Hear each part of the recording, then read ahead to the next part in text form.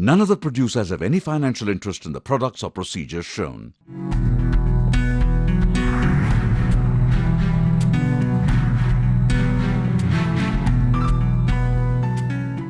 She's our guru.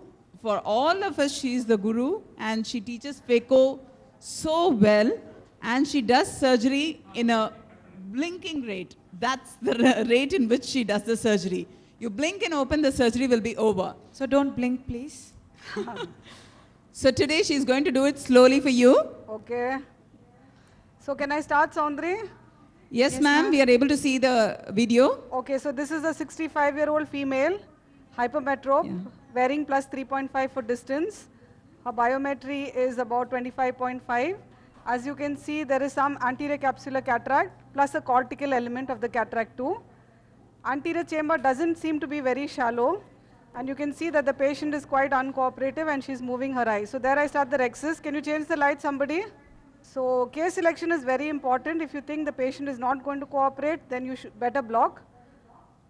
You see the rexus is done. And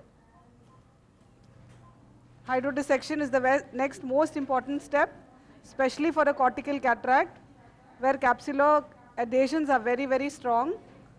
So I'm looking forward to a good fluid wave, couple of fluid waves.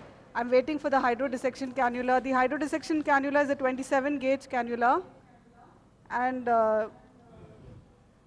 okay, so you can see I like to start my hydrodissection extreme left and then extreme right. So you Any can specific see, reason, ma'am? I feel that the traditional way of doing it at 6 o'clock blocks the entire nucleus down.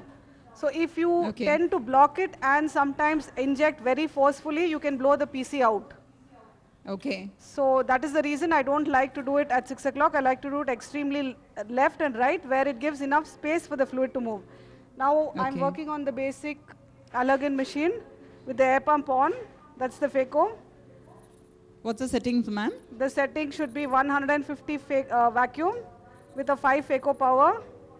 Okay. I can also reduce the vacuum as I advance the case, because the bag tends to be empty and I don't want any surge, which is anyway very negligible with our air pump on. So you can see that most of the nucleus is emulsified, and that's the last bit out, which leaves us only with the cortex. So is it clear? Is the signal clear there for you? Yes, ma'am, we are able to see it very clearly. So now there is a thick layer of epinucleus as well as cortex. So what I do is I go for the cortical layer, which will automatically drag the epinucleus with it. And do you have any specific way of removing the cortical I always matter? like to remove the subincisional first, because if you save it for the end, sometimes it becomes troublesome. So you always start with the subincisional first.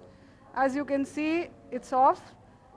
And I don't know what setting they're giving me, but things seem to be moving very fast. So that's it. We know you're super fast. You have tried to slow it for us. We can make it out. Okay. So there goes in the IOL, straight into the bag. That's an Appaswamy IOL, very good lens, acrifold. So that completes the surgery.